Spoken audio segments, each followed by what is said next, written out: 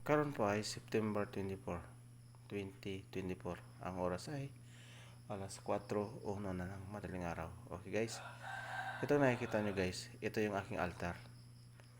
Ito yung litrato ng ating banal na Panginoong Hesus. Ito ang aking dinadasalan. So yan yung cross niya. At yan, dahil sa cross na yan, dyan siya pinako. Yan lang guys. Yan lang aking picture of nasa harap, nasa altar. Yan lang, wala nang iba. Yan lang. Walang mga santo, walang mga rebulto. Yan lang talaga. Kumbaga, dito lang ako humaharap.